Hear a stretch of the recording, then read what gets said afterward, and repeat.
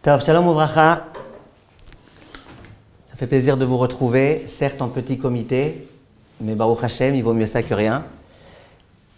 Et comme j'ai dit à plusieurs occasions, je crois que tous les objets, les appareils, les vêtements qu'on achète en Chine, ils ne tiennent pas longtemps. La seule chose made in China qui a tenu longtemps, c'est le Covid. Ça a tenu ça longtemps. Bezrat Hashem, que bientôt on s'en débarrasse.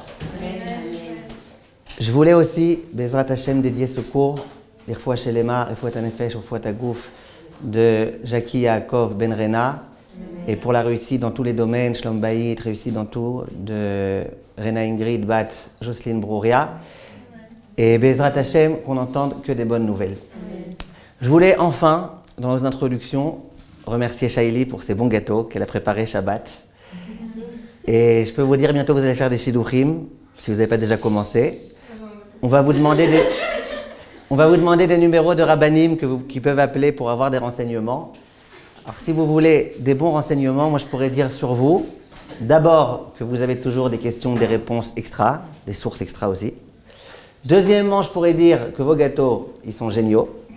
Je pourrais dire que vous êtes une championne en effaçage de tableau, mais ça je pense que ce n'est pas la plus bonne chose qu'on puisse dire à votre sujet. Et voilà, Bezrat Hashem, qu'on puisse étudier aujourd'hui. Ce soir, c'est lundi soir, ça veut dire mardi, après la date hébraïque, mardi de Parashat Beshalach. Et le mardi de Parashat Beshalach, nous savons tous très très bien que c'est un jour qui est particulièrement adapté, propice à la Parnassa. Le sujet dont je vais vous parler aujourd'hui, Bezrat Hashem, c'est donc le sujet de la Parnassa. Si vous me dites, mais vous êtes qui pour parler de Parnassa? Je suis Rav Cohen Arazi. Et je peux vous dire que j'ai jamais eu de problème de Parnassa, Baruch Hashem, Bli Ayin Hara. Mes problèmes, c'était plutôt des problèmes de déficit, pas des problèmes d'argent. Et c'est pour ça que je ne comprends jamais quand les gens me disent j'ai un problème d'argent. C'est pas un problème d'argent, c'est un problème de manque d'argent. C'est comme si quelqu'un vous dit j'ai un problème de cholestérol. Ça ne veut pas dire qu'il manque de cholestérol, c'est-à-dire qu'il en a trop. Et j'ai un problème d'argent, ça veut dire que j'ai pas assez d'argent. Bon, je sais pas. Moi, quand les gens viennent me dire j'ai des problèmes d'argent, je leur dis il n'y a pas de problème. Tu me donnes tout ton argent, comme ça tu n'auras plus de problème d'argent. Quand tu restes avec les problèmes, moi j'aurai l'argent. D'accord? En tout cas, on va parler, Bezrat Hashem, aujourd'hui de ce sujet-là. Et je pense qu'il y a beaucoup de choses très très importantes à dire. Parashat Beshalach, qu'on va lire cette semaine, il y a dedans la Parashat Haman. Ce qu'on appelle la Parashat de la manne qui tombait dans le désert. La manne qui est, dans la Torah, la symbolique du lechem min hashamayim, du pain que Kadosh Baruch Hu nous donne et nous envoie. Et à chaque fois qu'on veut se rappeler de la émouna qu'on doit avoir en Kadosh Baruch Hu, qui est capable, dans toutes les circonstances, de nous donner notre parnassa, on se souvient de la parashat Haman. Je vous remercie d'être très discipliné, de faire le silence. Une fois, quand je donnais un cours sur parashat Haman, il y a une fille, à chaque fois que je disais le mot parashat Haman, elle faisait comme ça. Jusqu'à ce que je comprenne qu'elle a confondu avec Haman. Hachem, il l'a punie, elle s'est mariée avec un Marocain qui s'appelait Maman. En tout cas, on va parler aujourd'hui, Bezrat Hashem, de la Parashat Haman. Il est écrit Vayomer Hashem el Moïse, donc Hashem a dit à Moshe, Ineni mamtir lechem min hashamayim. Je vais vous faire littéralement pleuvoir un pain du ciel. Donc la manne, c'est le pain qui tombe du ciel. Et d'une façon plus générale, comme on va essayer de le voir dans ce cours, la parnassa, c'est de l'argent qui tombe du ciel. Quand vous demanderez à votre papa un peu d'argent, quand vous reviendrez du séminaire, et qu'il vous dira « Mais qu'est-ce que tu crois, que l'argent il pousse sur les arbres ?» Vous lui direz « Non papa, l'argent il pousse pas sur les arbres, mais il tombe du ciel. » C'est écrit dans la Torah. « Lechem min hashamayim » le pain qui tombe du ciel. Et il y a une grande ségoula qui a été donnée et qui est extrêmement répandue, parce que les ségoulottes, c'est encore plus répandu que les mitzvot, je ne sais pas pourquoi. Ségoula du Rav de Marinov, de Riminov. Ce Rav-là, qui est décédé en 1800 et quelques années, il dit que le mardi de la Parashat Beshalach, donc nous y sommes, en général on fait plutôt ça en journée, demain dans la journée. Il dit, il y a une ségoula pour avoir sa parnassa, c'est de réciter la Parashat Haman, donc tous les versets qui sont relatifs à la Parashat Haman, qui sont contenus dans la Parashat Beshalach, tous ces versets-là, il faut les réciter. Comment? Shnaim mikra vechat targum, tu lis deux fois le verset, une fois sa traduction en araméen, deux fois le verset, une fois en araméen, jusqu'à ce que tu aies fini tout ça, c'est relativement rapide. Et les Juifs, comme je vous disais, ils adorent les ségoulottes. Il y a une obligation toutes les semaines de lire Shnaim mikra vechat targum. Qui est-ce qui le fait? Il n'y a pas d'obligation, il n'y a qu'une ségoula le mardi de faire Shnaim mikra vechat targum de Parashat Aman, tout le monde le fait. Ceux qui ne savent pas lire, ils le lisent en phonétique. C'est vraiment de la Messirut Nefesh, ça, pour la Parnassa. Qu'est-ce qu'on ne ferait pas pour la Parnassa? Messirut Nefesh. Et comme je vous disais, les gens, ils adorent les ségoulottes. Une fois, il y a une femme qui est venue me voir. Elle me dit, vous n'avez pas une ségoula par hasard pour ne jamais divorcer? Alors j'ai réfléchi, ségoula pour ne jamais divorcer. Je dis, si j'en ai une, ne vous mariez pas. Moi, tu ne divorceras pas. Une autre, elle est venue me voir, elle me dit, moi sans arrêt, je me ronge les ongles, là je me ronge les ongles, ça me ronge, ça me tue. Vous n'avez pas une ségoula pour arrêter de me ronger les ongles? Je lui ai dit, j'en ai une, mais je vous l'ai dit que si vous la faites. Elle me dit, je vous promets. Je lui ai dit, vous allez chez le dentiste, vous lui demandez de vous arracher toutes les dents, et au moins vous êtes sûr que vous ne rongerez plus les ongles. Vous n'avez pas aimé cette ségoula? C'est pas grave. Il y a des ségoulottes que les gens y demandent. Et là, il y a la ségoula de la Parnassa. La ségoula qui consiste à réciter toute cette paracha, Shnaim mikra ve'echat targum. Il faut qu'on essaye de comprendre, Bezrat Hashem, comment ça fonctionne, cette ségoula, quel rapport. Juste parce que tu as récité, tu récites un texte que tu ne comprends rien ce que tu dis, le Targum, tu comprends encore moins, et tu l'as récité, bravo, kol hakavod, ça y est, tu vas être riche. Si c'était si simple que ça, on serait tous riches, hein? C'est si facile que ça. On serait tous riches. Sauf les intellectuels. Je suis sûr qu'il y a des intellectuels qui diraient « Ah non, moi je ne vois pas pourquoi je devrais réciter ce texte. Pourquoi? Pourquoi c'est ça qui me donnerait la Parnassa? Quel rapport? Même mon rabbin, il n'a jamais récité ce texte. C'est vrai qu'il est mort de faim, mais il n'empêche qu'il n'a jamais récité ce texte. Il y a des intellectuels comme ça qui ne le réciteront pas. Mais c'est trop facile.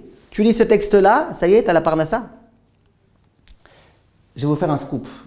Ce Shabbat, j'avais un shiur dans un séminaire. Je ne vous dirai pas quel séminaire, d'abord parce que je ne sais pas si vous le connaissez. Deuxièmement, c'est peut-être du Lachon Hara, donc je ne vous le dirai pas. C'était un cours... Ah, c'est pas marrant.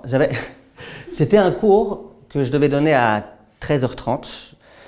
Je suis arrivé à 13h45, il y avait des bouchons. Et je suis arrivé avec mes deux antennes. Mes deux antennes, c'est mes détecteurs de Damrout. Je suis arrivé, et puis, je l'ai même vu, j'ai vu une Damrout. Bon, j'ai fait que la voir, parce qu'on ne m'a pas demandé autre chose que la voir. Donc j'ai vu la Damrout. Ne regardez pas, hein, la Damrout, elle n'est plus là. Mes détecteurs, ils me l'ont dit. Et pourquoi je vous dis tout ça? Pas pour le fait de me dire qu'il y avait une Damrout, pas de Damrout, c'est pas intéressant ça. Ce qui est très intéressant, c'est qu'il n'y avait qu'une Damrout.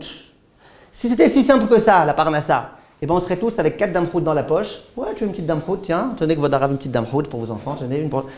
Et non, on ne peut pas, parce que ça coûte cher, ça coûte très cher. Donc, tu vois que c'est pas si simple que ça la Parnassa. C'est pas tu fais Shnaim mikra vechat targum de Parashat Aman et t'es si riche que ça. Alors comment ça marche? Pourquoi cette ségoula-là, elle marche? Et comment il faut faire pour qu'elle marche? Parce que si on la fait de façon tordue, je peux vous assurer qu'elle n'a pas marché. Ne prenez pas à cœur mon histoire de la Damrout, c'était une boutade.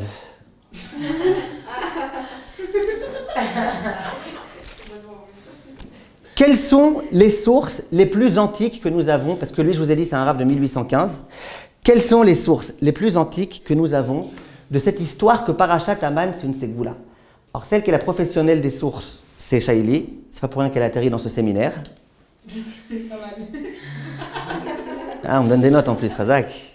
Je crois pour les notes. Alors, bravo, Shaili. C'est quoi la source? Comme quoi, Parashat Aman, c'est quelque chose de bien. Bon, donnez-moi des gâteaux alors. Chirel? Non. Naomi? Moi, je pense à ce qu'on a maintenant le droit de nous défendre. C'est pas quoi? De quoi? Je sais pas désormais. Je l'ai chauffé un peu avec la Dame Frotel. Ouais, Shalva.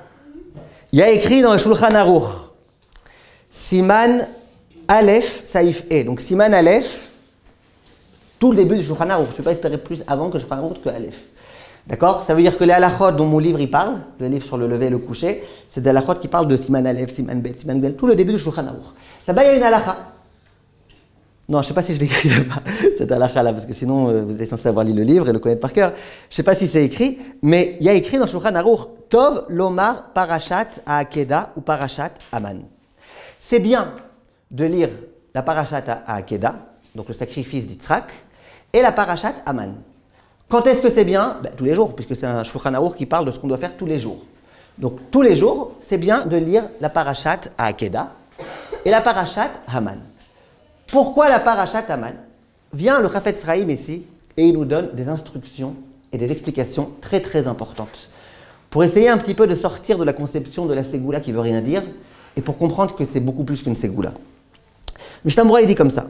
Il dit premièrement, Ve'en dai ba'amira. Et là, chez Idbonen, Masheu Omer. Écoutez le grand chidouche du Mishnah Berurah. Il dit, ça ne suffit pas de dire. Le Mishnah Berurah, il ne parle pas de la Ségoula de mardi de Béchalach. Il parle en général. On te dit que tous les jours, c'est bien de lire la parashat Haman, et vous allez voir dans une seconde que c'est effectivement une bonne chose pour avoir la parnassa. Dis le Chafetz Chaim, ça ne suffit pas simplement de dire.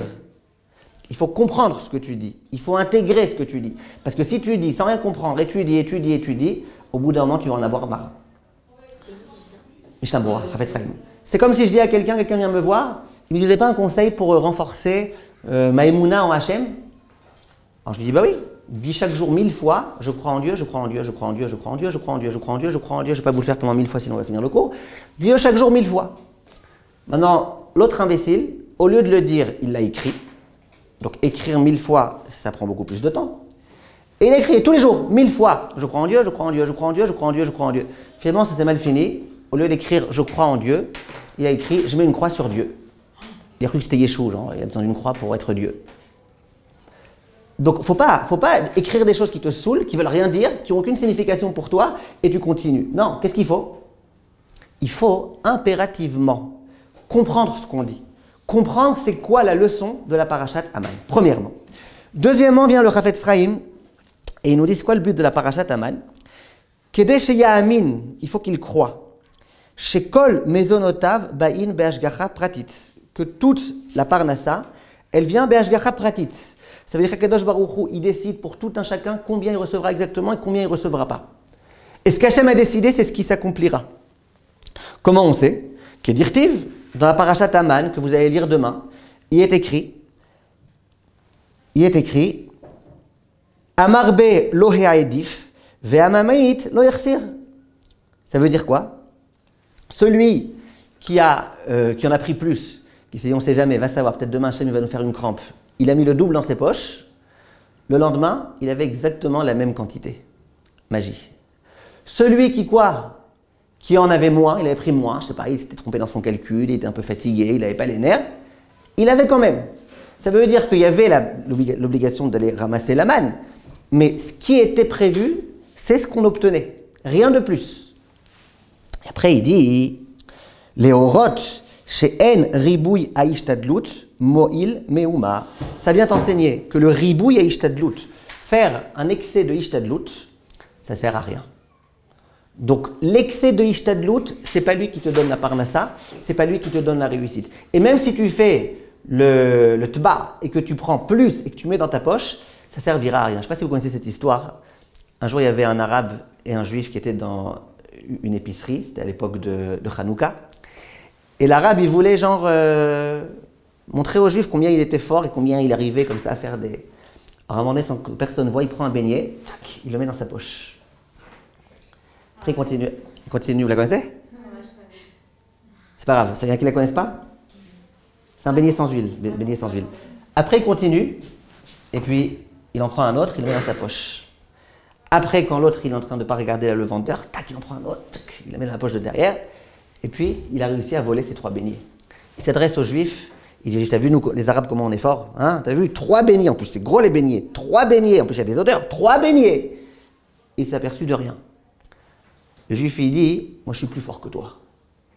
Tu es plus fort que moi? Il dit, je suis plus fort que toi. Moi je vais avoir 3 beignets sans avoir besoin de rien faire. Il dit, j'aimerais bien te voir. Le Juif, il va voir le vendeur.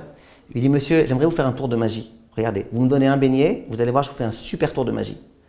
Alors, le vendeur, il dit, bon, allez, pour un tour de magie, ça vaut le coup. Il donne un beignet. Le monsieur, il fait maisonnote, il le mange. Après, il dit, bon, il veut le tour de magie. Il dit, donnez-moi un deuxième beignet. Tu dis, combien? Je vais te donner tous mes beignets, moi, pour le tour de magie? Vous voulez un tour de magie? Donnez-moi le deuxième beignet. Il mange le deuxième beignet. Après, il dit, vous pouvez me donner encore un troisième? Alors, il dit, bon, écoute, vraiment, c'est le dernier, hein, je vous donne le dernier. Et puis, il dit, ouais, le dernier, vous me donnez ce beignet-là, tour de magie. Il prend le beignet, il le mange. Il dit, alors, il est où le tour de magie? il dit allez chercher dans la poche de l'arabe, vous allez trouver mes 3 beignets, ils sont passés là-bas. Ouais, c'est moins marrant que le pékino, hein, je vois. Alors le beignet, tu fais des shtadlouyot, tu mets dans ta poche, tu caches, tu penses que tu vas gagner, tu gagnes rien du tout, finalement on va t'attraper. Tu gagnes rien du tout. Amarbe lo edif, veha mamait lo irsir, et celui qui a enlevé, qui a pris moins, il n'y avait pas de problème.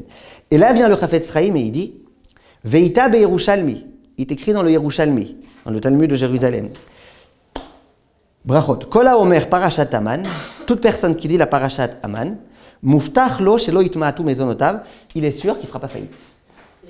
Qu'il ne fera pas faillite, qu'il n'aura pas des problèmes de mésonotes, ça veut dire il pourra manger ce qu'il faudra, il aura de quoi manger. Donc, le Chafetz Chaim, qui était l'un des poskim les plus réputés qu'on connaisse, parce que la vérité, vous connaissez mieux le Chafetz Chaim ou le Rav de Riminov? Chafetz Chaim, c'est tout le temps étudié, dans le Mishnah Brura.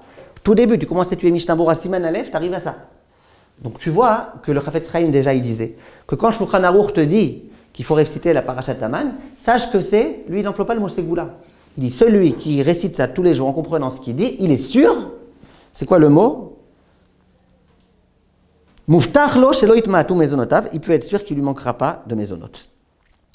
Rabbeinu Bachye, l'un des Rishonim, donc là on remonte bien avant.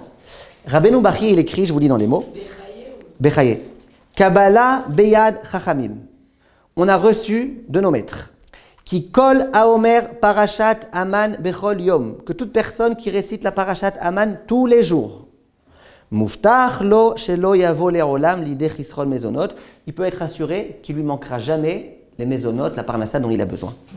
Donc lui déjà, c'est un Rishon, les Rishonim, ils n'ont pas tellement l'habitude d'employer ce genre de terme, muftach.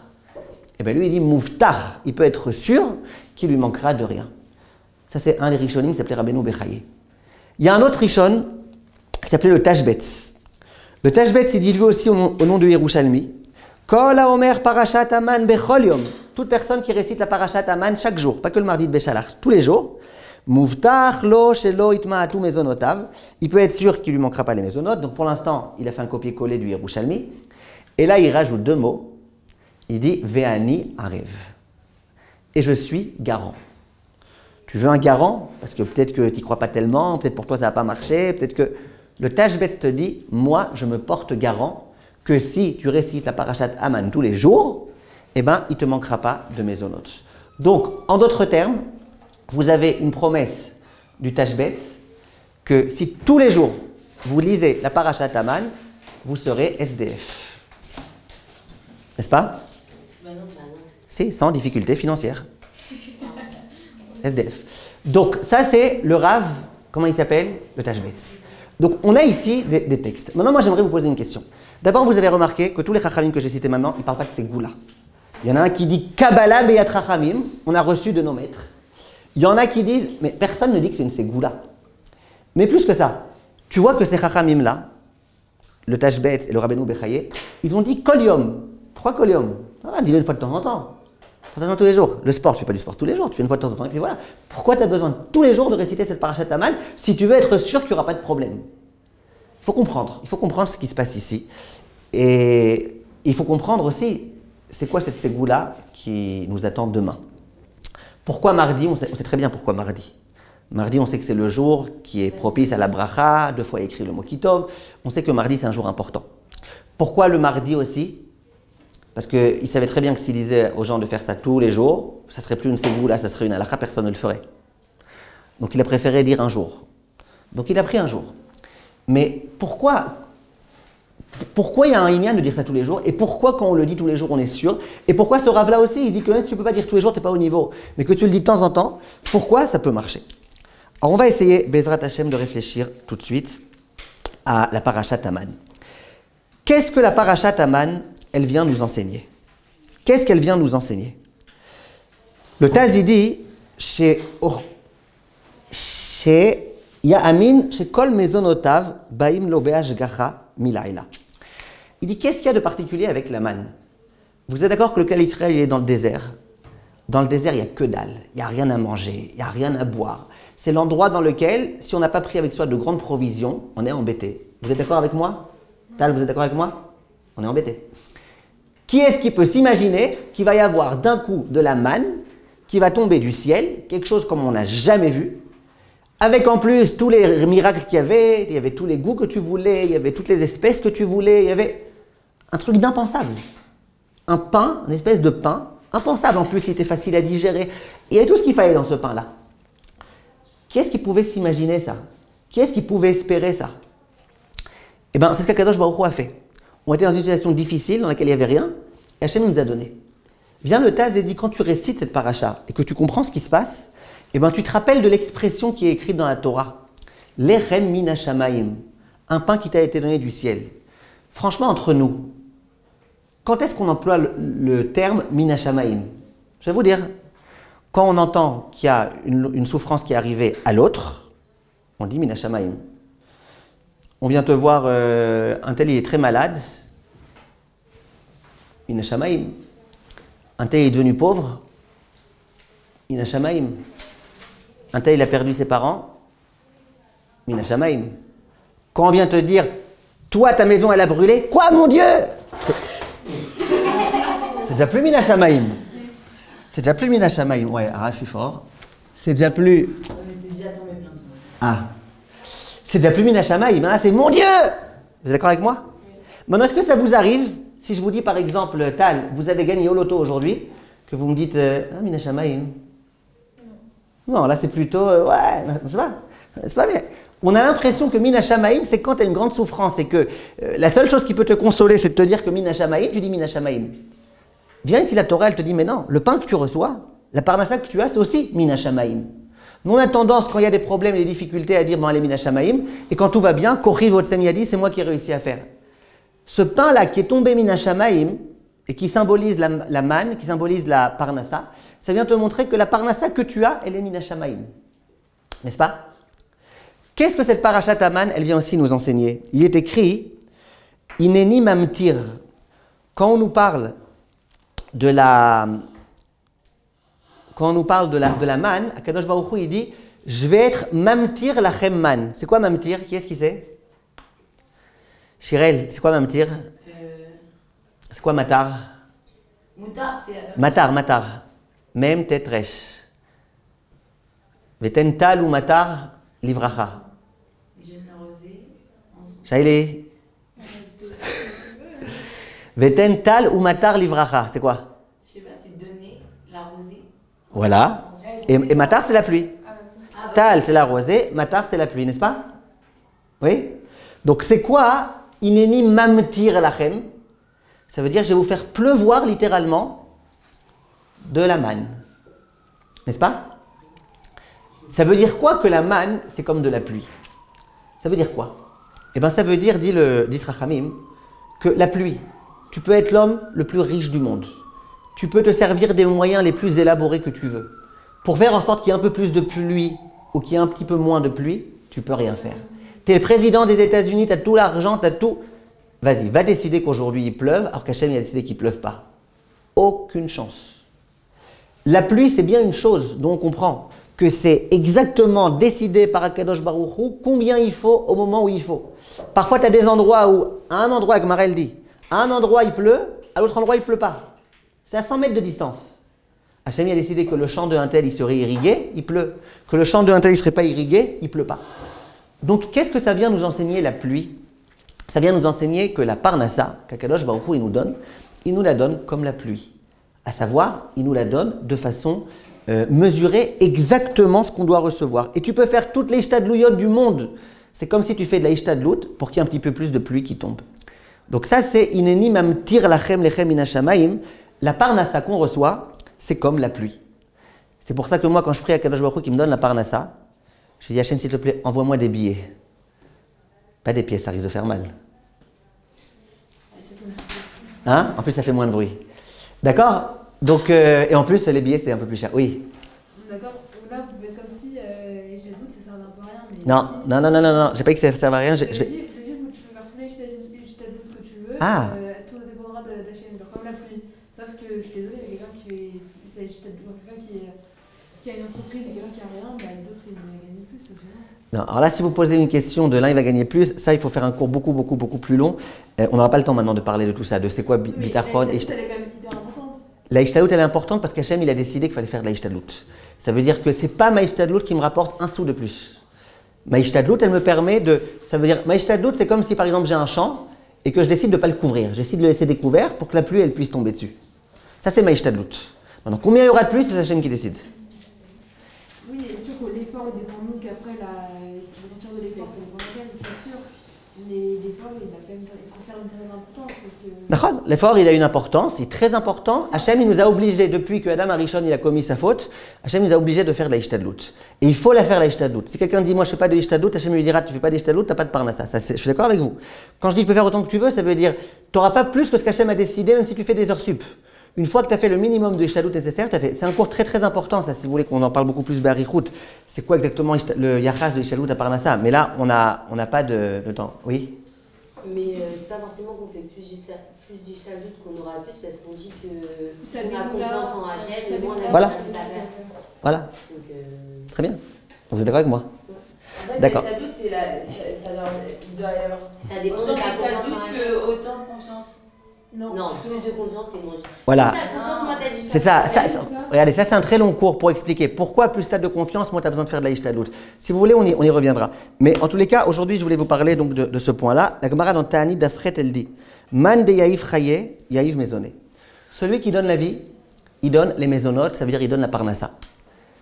Dis Rachamim, pourquoi on t'a mis sur le même plan celui qui donne la vie, ça veut dire Akadosh Baruch Hu, à celui qui te donne la parnassa? Ben, c'est pour te dire qu'au même titre que la vie, combien de temps tu vivras, personne au monde ne peut décider. Vous avez raison, Chirel, que je peux décider de mourir en me jetant par une fenêtre à Shalom. Vous avez raison.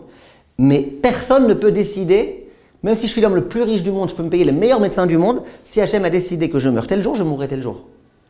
Et tu peux faire ce que tu veux. Tout, à part prier, tu peux rien faire d'autre. Mais ça n'a rien à voir avec la parnassa, là, c'est du coup. Bien sûr. Ok. Parce que ceci, non, mais la santé, je dirais, comme la santé, Alors justement, c'est ce que je suis en train de vous dire, que celui qui donne la santé, la vie, il donne la parnassa. C'est-à-dire qu'au même titre que tu comprends bien avec ton sechel que quoi? Que la parnassa, que la vie, elle dépend d'Akadosh Baruch Hu, qu'il n'y a que lui qui en est responsable. Et bien la parnassa aussi.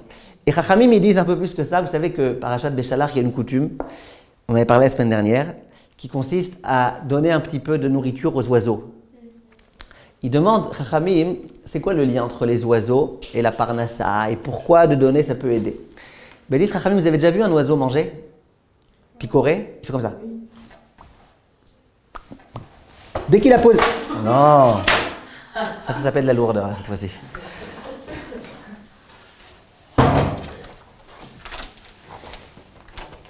Prochaine fois, je viendrai un peu en avance avec ma visseuse.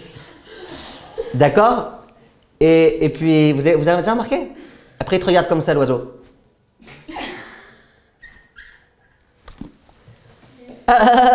D'accord. Pourquoi je vous dis ça? Parce que je vous aurais bien imité le lama, mais vous risquez d'être mouillé. D'accord. La vitre, elle est là, ça ne servira pas à rien. Hein. Le lama, il s'est visé. Alors, l'oiseau, dit le Rav Biderman, qu'est-ce qu'il fait? Il met sa tête et tout de suite, dès qu'il a la graine dans la bouche, tac, il relève sa tête, sans faire tomber le tableau. Pourquoi? Parce que l'oiseau, il te rappelle c'est quoi la parnassa. C'est quoi la ishtadlout. Tu manges, mais tout de suite, tu relèves ta tête vers Hachem. C'est Hachem qui donne. Tu te baisses pour manger, tout de suite, tu relèves ta tête pour te rappeler que c'est Hachem qui donne. Donc, regardez combien cette parashat Aman, quand on la récite avec les kavanotes qu'il faut, combien elle a de force et combien elle a d'impact. Maintenant, je vous dis quelque chose de très important. L'Aman, ce qu'il y avait de particulier, c'est que c'était quelque chose de journalier. Ça veut dire quoi? Et là, je vous dis quelque chose de très, très, très sérieux. Je vous dis la vérité, moi, il y a des gens auxquels je dirais, ne fais pas la parashat Aman. Si quelqu'un me demande, est-ce que j'ai une ségoula très bonne pour la richesse ou pour avoir de l'argent, il y a des gens auxquels je dirais, fais la parashat Aman. Il y a des gens auxquels je dirais, ne fais pas, c'est dangereux pour toi. Et je vais m'expliquer tout de suite. Quelqu'un une fois m'a demandé, vous avez une ségoula pour sortir d'un casino avec une petite fortune? Je lui dis oui. Tu rentres au casino avec une grande fortune.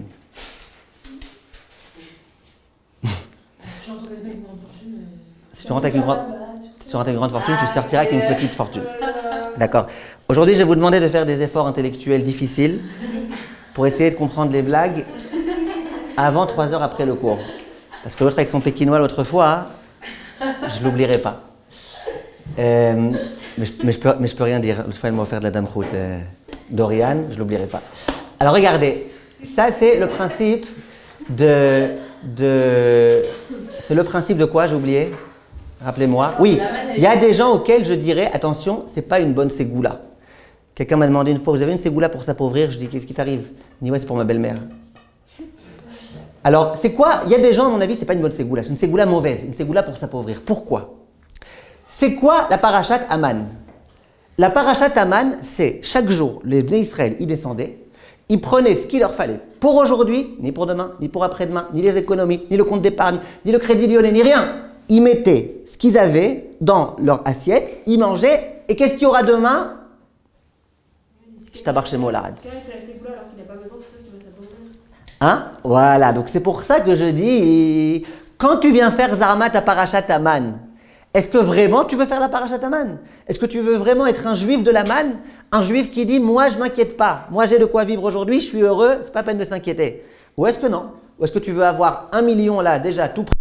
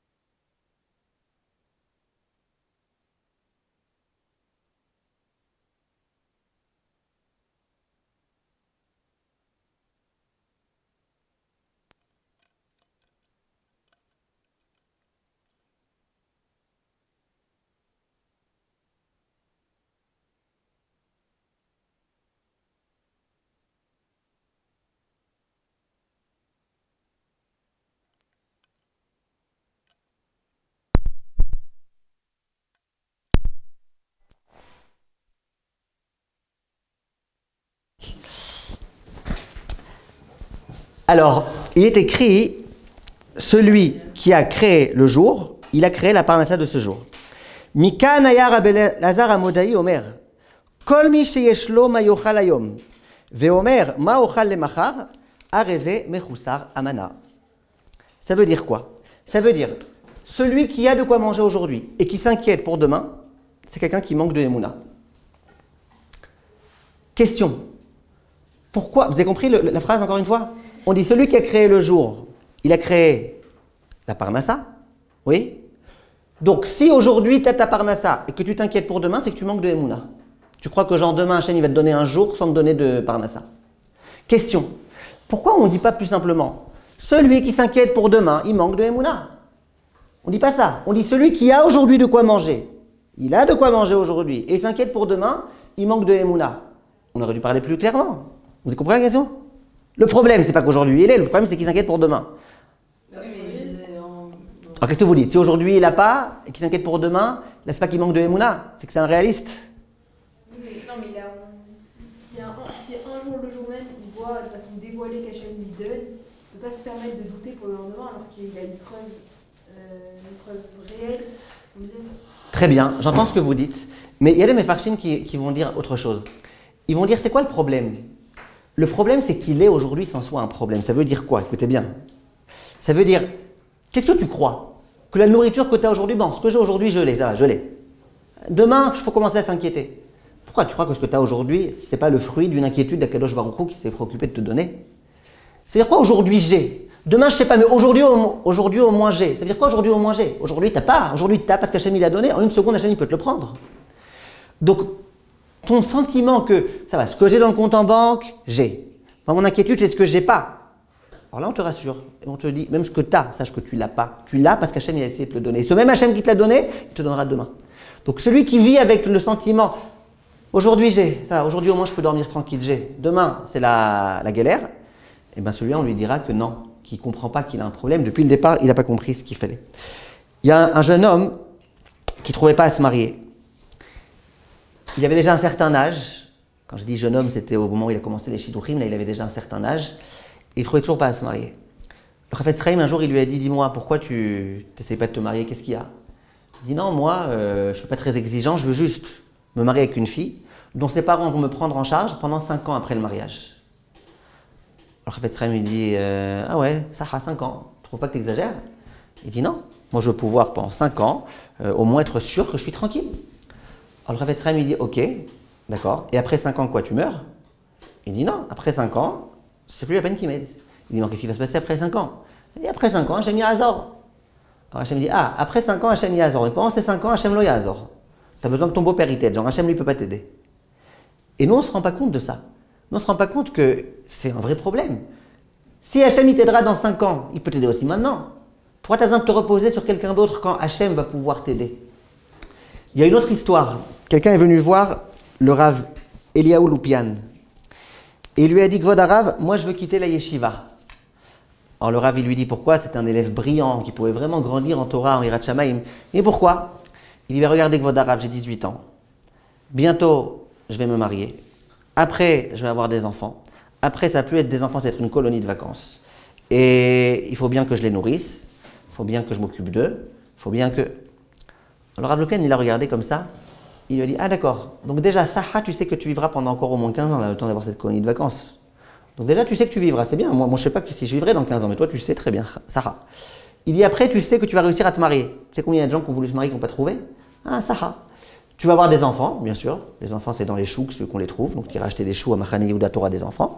Et ton souci, c'est quoi? C'est comment tu vas nourrir tes enfants. Il dit, mais tu crois pas qu'il y a un problème là? Celui qui va t'aider à vivre pendant tous ces jours-là, et qui va t'aider à trouver une femme, et qui va t'aider aussi à avoir des enfants, il ne peut pas t'aider aussi de la parnassa? Non, pour tout, tu fais confiance en Hachem, sauf pour la parnassa. Makara lecha. Ça, c'est une idée qu'il faut qu'on retienne. Je n'ai pas dit qu'on va faire du ishtadlout, parce que je sais que vous allez me dire, mais si, il ne fait pas d'ishtadlout. Là, c'était un cas dans lequel, visiblement, le Rav Loupian, il savait qu'il pouvait encore rester quelques années à étudier, que ça ne serait pas un manque de ishtadlout. En tous les cas, c'est ce qu'on voit ici. La Gemara, elle dit dans la Sechet, et le Rav Loupian, il continue. Il est écrit dans la Gemara, dans la Sechet Psachim, qu'on ne peut pas craindre trop, aller trop craindre des craintes lointaines. Pourquoi? Parce que si tu crains des craintes trop lointaines, eh ben, en la davar sof. Vous connaissez cette phrase? Comment on va dire en français en la davar sof? Tu t'arrêtes jamais. Hein? Il n'y a pas de fin. L'exemple dont on parle là-bas, on parle du cas où tu fais ta bdikat hametz, où tu nettoies ta maison. Donc tu nettoies cette pièce. Après, il y a bien un moment où il faut que tu nettoies l'autre pièce. Mais quand tu nettoies l'autre pièce, tes 2 yeux ils sont là-bas, ils ne peuvent pas être ici. Qui te dit qu'il n'y a pas une belette qui va venir et qui va prendre un morceau de pain qui était ici, qui était là-bas, ou c'était pas encore lavé, et qui va l'amener ici? Après, la Gemara, elle dit, bon, ça on peut encore essayer de s'arranger, on ferme. Après, la Gemara, elle dit, et peut-être qu'il y a une belette qui va venir de l'autre bout de la ville, avec un pain, et qui va rentrer dans ma maison, et qui va amener du chametz. La Gemara, elle dit, nah, elle n'a d'avoir sauf. Tu peux pas. Alors, tu commences à craindre tout, tu vas craindre tout, c'est fichu, tu peux pas tout craindre. N'est-ce pas? Bien, le Rav Biderman, il dit, tu vois, que même dans quelque chose qui est un Issour Mina Torah, de posséder du chametz, de manger du chametz, la Torah, elle dit, arrête de prendre la tête. Sois normal, sois tranquille, ça va. Tu as fait ton ménage, tu es tranquille, arrête de te prendre la tête trop. Même dans le Deoraïta, il y a des gens, c'est l'inverse. C'est l'inverse. Une fille, une fois, elle s'est mariée, elle est venue me voir, elle me dit, moi, pour mon mariage, j'avais tout organisé 1 an à l'avance. Je ne vous raconte pas tous les détails. Elle me dit, elle avait pris 15 photographes. Je ne parle pas des caméramans. 15 photographes. Pourquoi 15 photographes? On dit, ben, on ne sait jamais. Moi, je dis, il y en a un qui meurt. Ça peut arriver qu'un il meurt, non? Ça peut pas arriver, non, vas-y, ça peut pas arriver. Imagine qu'il y en a un qui s'évanouisse. Je dis, oui, c'est sûr, une fois que tu seras maquillée avec 15 maquilleuses, tu seras tellement belle qu'il risque de s'évanouir, le photographe. Elle me dit, et puis, imaginez que y a des choses qui peuvent se produire. Imaginez par exemple que le photographe, il est aux toilettes, au moment où mon khatan, il me met le voile sur la tête. Il faut bien qu'il y ait d'autres photographes ici pour sauver l'affaire. Après, elle me dit, et imaginez que l'appareil photo d'un des photographes, il soit en panne. Je dis, ben, il prendra celui de celui qui s'est évanoui, de celui qui est mort. Cette même dame-là, son mari vient la voir, il lui dit, mais il n'y a pas de chalote pour Shabbat, il n'y a pas de chalote. Si on ne va pas acheter maintenant, il n'y aura pas de chalote. Ça va, quoi? Pourquoi le magasin il serait fermé une demi-heure avant Shabbat? Quand c'est la Torah, ça va. Et quand c'est des choses qui n'ont aucun rapport avec la Torah, là c'est tout de suite, et qui t'a dit, et si peut-être, et si machin, et les ishtadlouyot de ishtadlouyot, là vous avez un exemple, c'est quoi une ishtadlout, de ishtadlout. 15 caméramans, je ne vous parle pas des dômes là qui étaient sur le ciel, et je ne vous parle pas non plus des fashlots qu'il y a eu là-bas au mariage, parce que autant que tu veuilles t'organiser, finalement tout est entre les mains d'Akadosh Baruch Hu.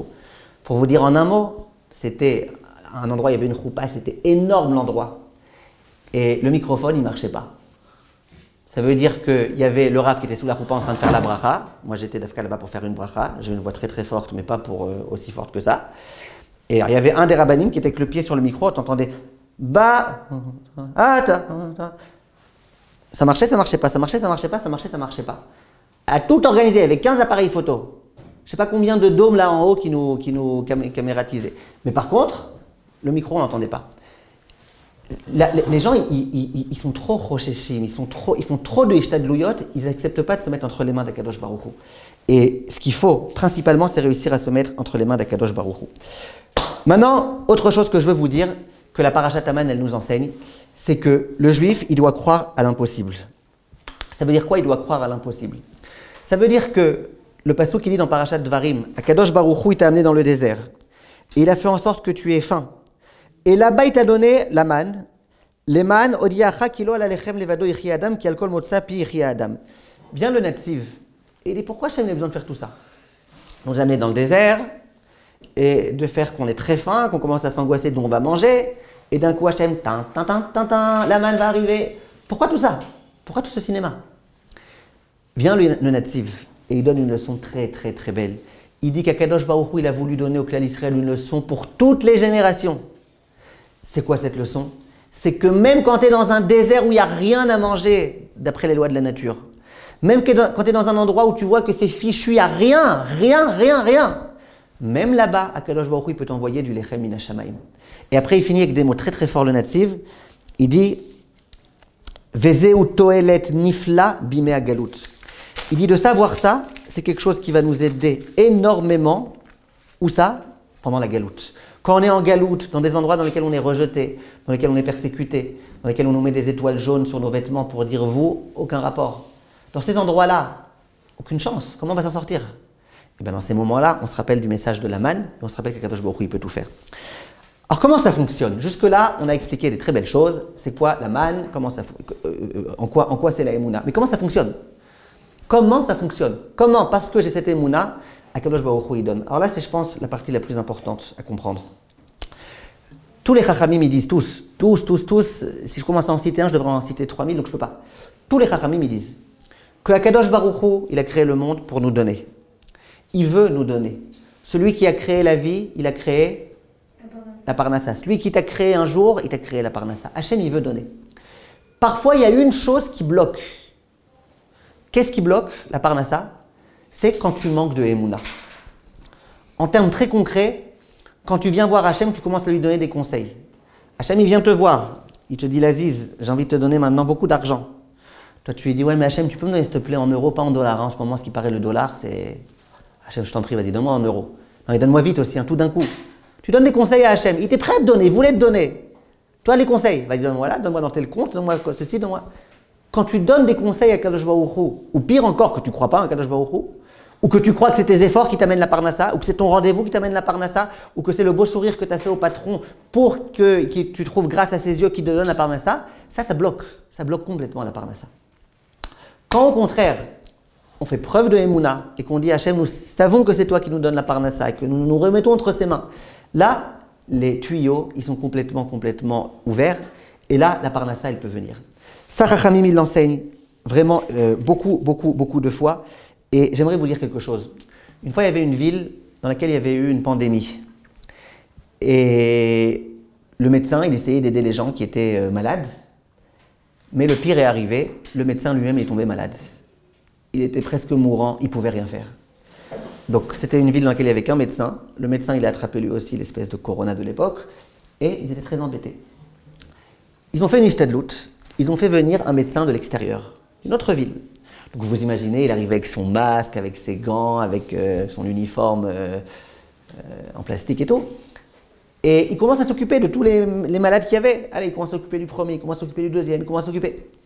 Et là, il y en a un qui a dit, mais vous êtes idiot ou quoi? Pourquoi vous êtes idiot? D'abord qu'il aille guérir le médecin. Pourquoi? Comme ça, le médecin, après, il retrouvera ses forces. Il pourra l'aider à continuer à soigner les autres.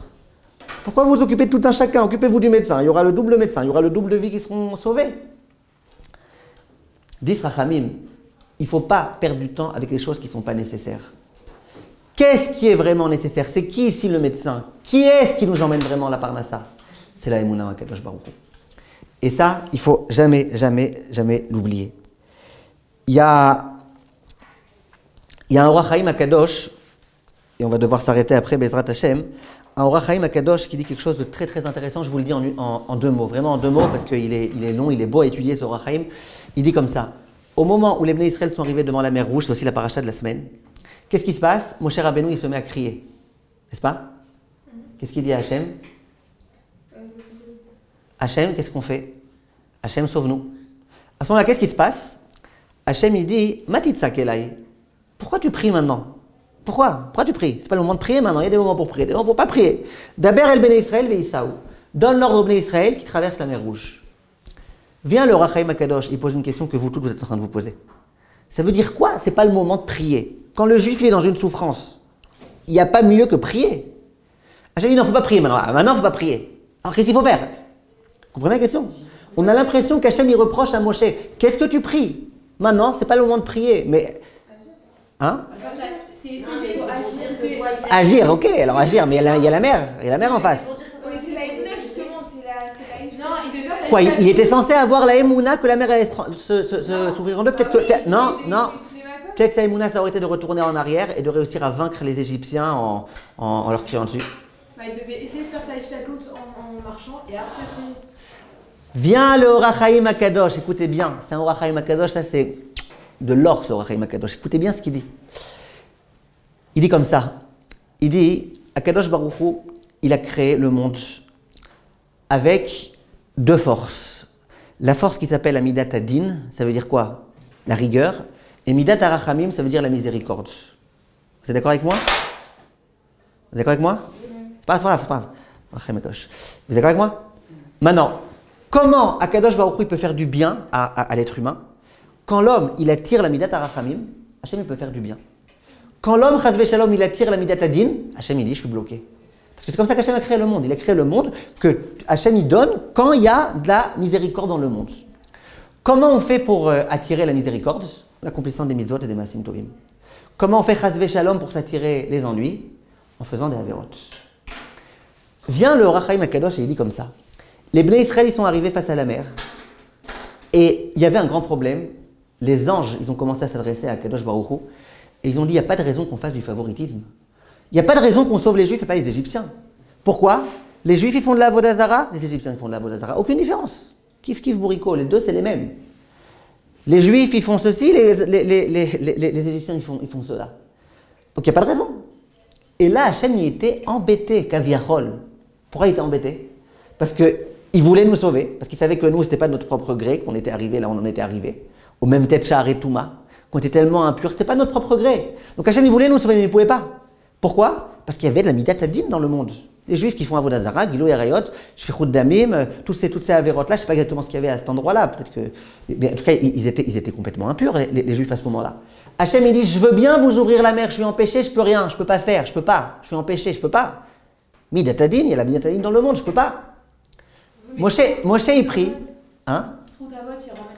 Eh bien, vous voyez que là, ce n'était pas encore suffisant, ce Routavot. Moshe Rabbeinu, il prie. Hachem, il dit, Yahwildi, tu pries, t'es mignon. Tu veux qu'on prie ensemble? Ça sert à rien. Moi, maintenant, c'est pas de prier qu'il faut. Prier, ça servira à rien. Prier, c'est une petite misa de plus. Allez, un peu de Midat Arachamim, c'est pas suffisant. Maintenant, il faut faire quelque chose de plus grand que prier. C'est quoi plus grand? Non. C'est quoi plus grand? C'est la Emouna. Il dit, le Orach Chaim Akadosh, l'une des choses les plus puissantes qui puissent exister et qui amène la Midat Arachamim dans le monde, c'est quoi? C'est la Emouna. Tu vas dire au Klal Israël, vous voyez, il y a une mer. Vous voyez, elle est impétueuse, elle fait peur, hein? Elle fait peur. Eh bien, vous allez traverser dedans. Même ceux qui ne savent pas nager. Pourquoi? Parce que Hachem a dit. Avant qu'Hachem il ait dit, vous ne pouvez pas s'en douter. Hachem a dit. Et si ils vont effectivement le faire, si vraiment ils se jettent à l'eau littéralement, qu'est-ce qui va se passer? eh ben, il va y avoir le miracle. Parce que ça y est, ça sera un acte héroïque du clan Israël, de Emouna, ça amènera énormément de Midat HaRachamim dans le monde, c'est bon. Là, je pourrais, Bezrat Hashem, les prendre en pitié et m'occuper d'eux. Ça, c'est le Rachaim HaKadosh, il le prouve, il le montre, il explique. Donc, on voit que tout est entre nos mains, Kaviachol, ça veut dire tout dépend de notre Emouna. Donc, c'est pas, si la Emouna, elle peut permettre à la mer de se fendre en deux, vous imaginez bien que la Emouna, elle peut permettre aussi à la Parnassa de venir. Elle peut permettre aussi de résoudre nos problèmes avec nos belles-mères, parce que le mariage, c'est pas la mère à boire, c'est la belle-mère à avaler. Et on peut tout faire. Celui qui a déchiré la mer Rouge, il peut tout faire. Mais il faut avoir la Emouna. Donc la Emouna en elle-même, elle amène la Parnassa. Vous me dites, il faut faire de la Ishtadlout. Ben oui, mais l'une des grandes Ishtadlouyot de Parnassa, c'est quoi? C'est justement d'avoir de la Emouna.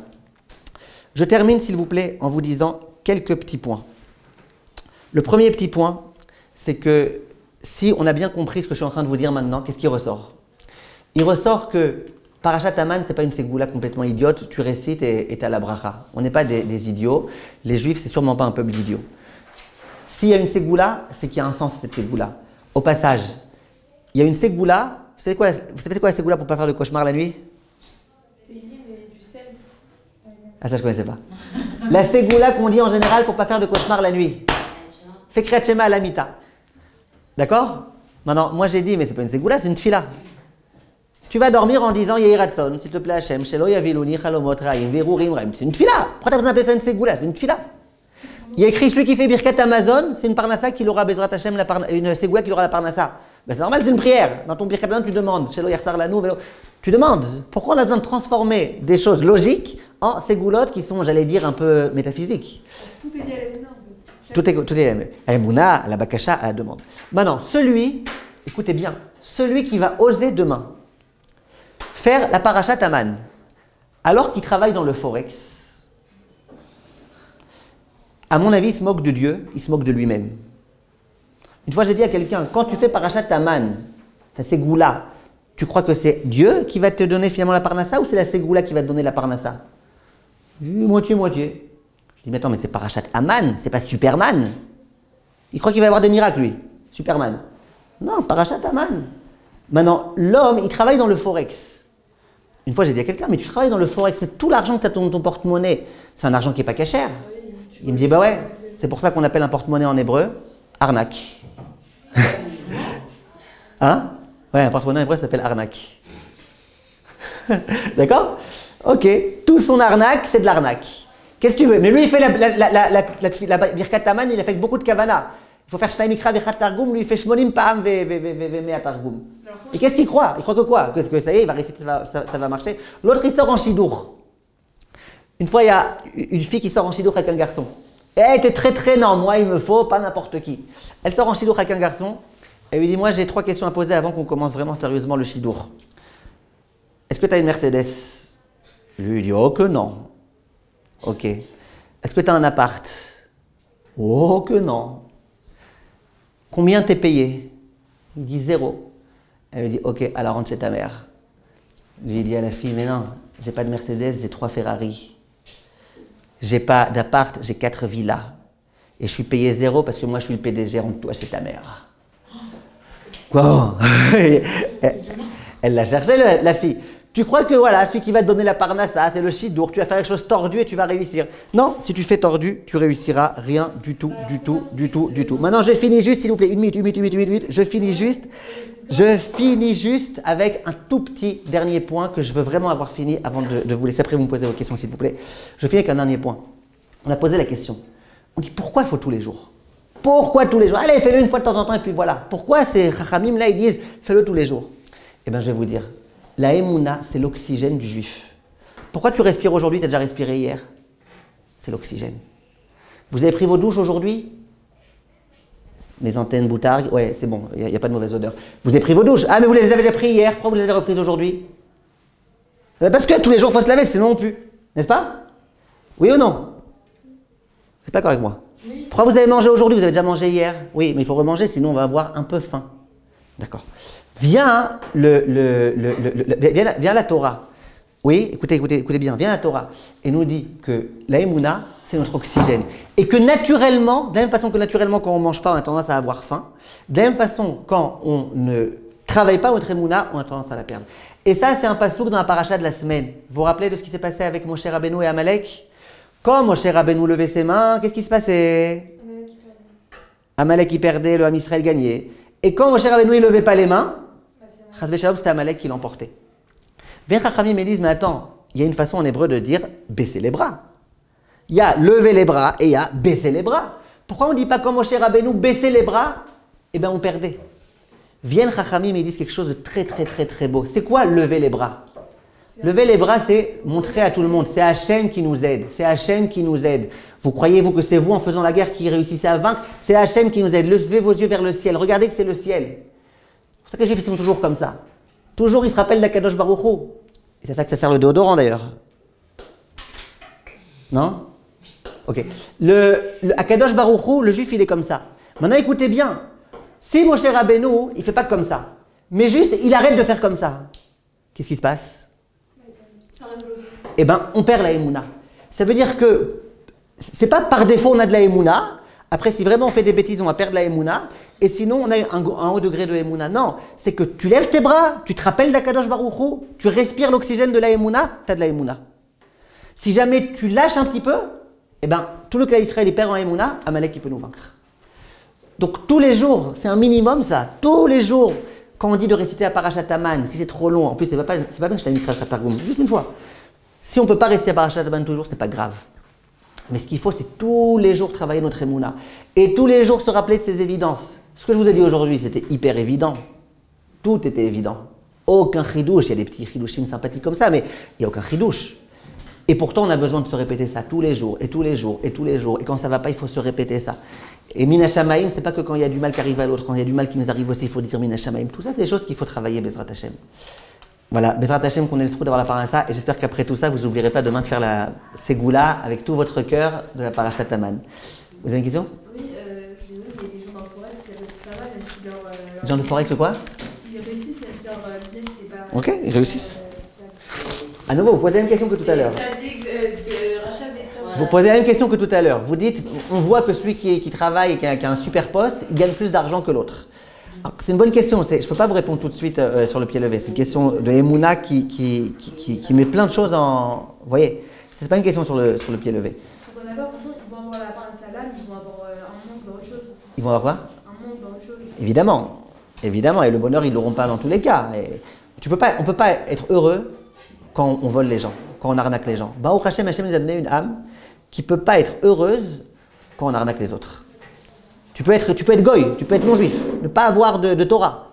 Quand tu sens que tu marches sur les autres, tu ne peux pas être heureux. Mais ça, ils vous le diront eux-mêmes, les goyim, les psychologues goyim et tout ça. Si on a la Emouna que Hachem nous donnera la Parnassa, etc., en soi, on n'est pas obligé de faire cette ségoula. Enfin, on n'est pas obligé de la dire. En soi, on n'est pas obligé. C'est pour ça que je suis pas sûr que Raphaël Kemski l'a dit. Hein. Je suis pas sûr. Je ne sais pas. Je ne peux pas dire que non. La personne qui a la vraie Emouna, normalement.